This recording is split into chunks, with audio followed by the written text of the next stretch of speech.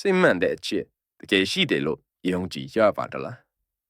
လူလောကမှာတင်မဟုတ်ပါဘူးတတဝါတွေရဲ့လောကမှာလေဘဝလုံးမှာတူးလဲကိုတာချစ်ပြီးနောက်ဆုံးချိန်ထိဥတကွက်နေတိုင်းတော့ကြတဲ့ဖိစံမျိုးစားများစွာစီနေပါတယ်မင်္ဂလာပါဖိုင်းတူညီမကနေပြန်လဲကြိုဆိုလိုက်ပါတယ်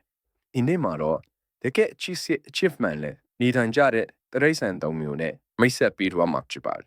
နံပါတ်3မှာနေရာယူထားတာကတော့ဝန်ဘလွေတွေပဲဖြစ်ပါတယ်ဝန်ဘလွေတွေဟာအပြင်ဘက်မှာကျန်းတန်းပြီးဓာတ်တယ်လို့ထင်ရပြီမဲ့တကယ်တမ်းမှာတော့ဣစတရားအပြည့်နဲ့တရိษံတွေပဲဖြစ်ပါတယ်သူတို့ကဘဝမှာဖို့တူကိုပဲရွေးချယ်ပြီးတာရမီတွေကိုအတူတကွကိစုပြောတောင်းကတူကိုတူဘယ်တော့မှစွတ်ပြစ်မသွားပဲအုပ်စုဖွဲ့ပြီးမိသားစုဘဝကိုတည်ဆောက်ကြပါတယ်နံပါတ်1မှာနေရာယူထားတာကတော့ပင်ကွင်းညက်တွေပဲဖြစ်ပါတယ်ပင်ကွင်းအထီးနဲ့အမတွေဟာ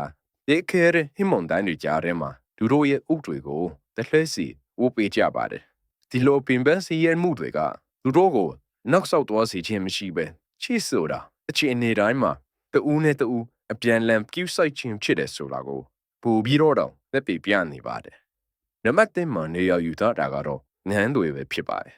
နန်းတွေဆိုတာဘဝအခြေရဲ့တင်ရတဲ့တစ်ခုလည်းဖြစ်ပါတယ်သူတို့ကဥပမာဖို့တူးဟူတာရွေးချယ်ပြီးတဘဝလုံးသူတို့ကနေတိုင်းသွားကြပါတယ်ကဲလို့ဖို့တူးကအရင်တည်ဆုံးတော့ခဲ့ပြန်ရှိတဲ့ဘဝတစ်လျှောက်လုံးမှာအဖို့အသိမရှာပဲအကောင်တဲ့ဒီကျန်စွာနေတိုင်းတော့တက်ကြပါတယ်